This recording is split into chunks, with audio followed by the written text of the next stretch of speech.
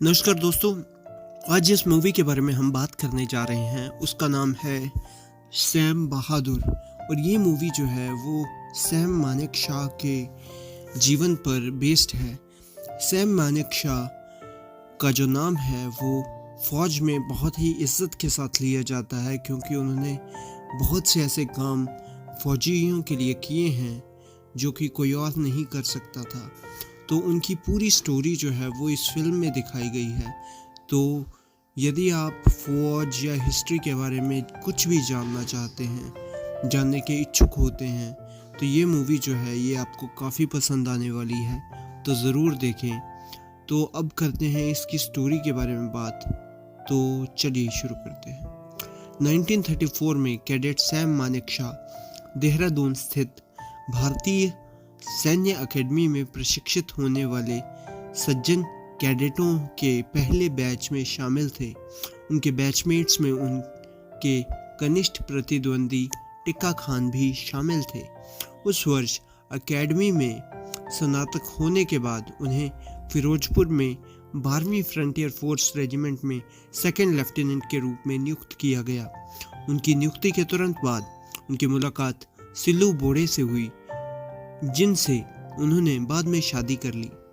1942 में द्वितीय विश्व युद्ध के दौरान मानेकशॉ को मेजर के कार्यवाहक पद के लिए पदोन्नत किया गया और वर्मा अभियान में भाग लेने के लिए रेजिमेंट के साथ भी भेजा गया। सितांग ब्रिज की लड़ाई के दौरान वे कार्रवाई में घायल भी हुए, लेकिन बच गए और उन्हें वीरता के लिए मिलिट्री क्रॉस से सम्मानित किया गया। 1947 में ब्रिटिश भारतीय सेना के विभाजन के दौरान मानेकशॉ को उनके सहयोगी याह्या खान, जो कि पाकिस्तानी सेना में शामिल होने के लिए कहते हैं, इसके बजाय वह भारतीय सेना में शामिल हो जाते हैं। स्वतंत्रता के बाद कश्मीर की संप्रभुता को लेकर दोनों देशों के बीच में मतभेद पैदा हो जाता है। अक्टूबर 1947 में पाकिस्तान ने इस क्षेत्र पर कब्जा करने के लिए अपना सैन्य अभियान शुरू कर दिया। जवाब में भारतीय प्रधानमंत्री जवाहरलाल नेहरू और गृह मंत्री वल्लभ भाई पटेल ने मानेकशॉ और वीपी मेनन को कश्मीर भेजा। वे कश्मीर को भारत में विलय करवाने में सफल रहे। भारत ने जवाबी हमला किया, लेकिन युद्ध गतिरोध में समाप्त हो गया। 1959 में मानेकशॉ, जो अब मेजर जनरल और defence services staff college Wellington के कमांडेंट हैं, से रक्षा मंत्री वी.के. कृष्ण मेनन और chief of general staff lieutenant general Brij Mohan Kaul ने chief army staff COS general K.S. Thimayya के बारे में उनकी राय पूछी। मानेकशॉ उनके कार्यों को राजनीतिक हस्तक्षेप के रूप में व्याख्या करते हुए उन्हें नकार देते हैं। हालांकि कौल अनुचितता के आधार पर कोर्ट मार्शल की योजना बनाकर मानेकशॉ की आगामी पदोन्नति को रोकने की साजिश रचते हैं। फिर भी मानेकशॉ को उनके वरिष्ठों द्वारा दोषमुक्त करार दिया जाता है। 1962 में भारत चीन युद्ध छिड़ गया, जिसके कारण सेना को चीनियों से पराजय झेलनी पड़ी। कौल ने इस्तीफा दे दिया, जबकि नेहरू ने मेनन को बर्खास्त कर दिया।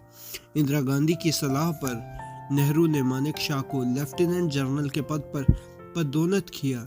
उन्हें तेजपुर में 4th कोर का कमांडिंग ऑफिसर नियुक्त किया गया। उन्होंने आगे बढ़ने का प्रस्ताव रखा, लेकिन हार से हताश नेहरू ने मना कर दिया। इंदिरा ने मानेकशॉ के पक्ष में हस्तक्षेप किया। 1963 तक मानेकशॉ उत्तर पूर्व सीमांत एजेंसी में अपने सैनिकों को फिर से जुटाने में कामयाब हुए। 1964 में नेहरू की मृत्यु हो गई। मानेकशॉ को पूर्वी कमान के जनरल ऑफिसर कमांडिंग के रूप में पदोन्नत किया गया। 2 साल बाद इंदिरा को प्रधानमंत्री नियुक्त कर दिया गया। 1965 और 67 के बीच मानेकशॉ ने खुद को मिजो नेशनल फ्रंट के खिलाफ उग्रवाद विरोधी अभियानों में शामिल किया। 1969 में पूर्वी पाकिस्तान में बंगालियों के बीच मतभेद होने के साथ अब जनरल बन चुके यहावा को पाकिस्तान का राष्ट्रपति बना दिया गया। दूसरी जगह मानेक शॉ को भारतीय सेना का अगला COS नियुक्त किया गया। जनरल के पद पर भी पदोन्नत किया गया। 1970 में पूर्वी पाकिस्तान स्थित अवामी लीग ने पाकिस्तान के आम चुनावों की जीत की हासिल की। हालांकि यहावा ने उन्हें सत्ता देने से इनकार कर दिया, जिसके परिणाम स्वरूप पूरे पाकिस्तान में सरकार विरोधी प्रदर्शन हुए।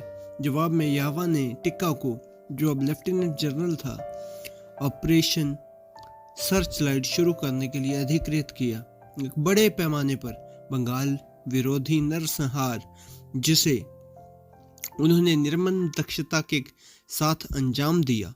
स्थिति को देखते हुए इंदिरा युद्ध के पक्ष में है, लेकिन मानेक शॉ इसका विरोध करते हैं, सेना की बाधाओं को उजागर करते हैं और इंतजार करने के लिए सहमत होते हैं। 3 दिसंबर 1971 में पाकिस्तान ने भारतीय क्षेत्र पर हमला किया। भारत ने तुरंत पाकिस्तान के पश्चिमी और पूर्वी देशों में जवाबी हमले किए।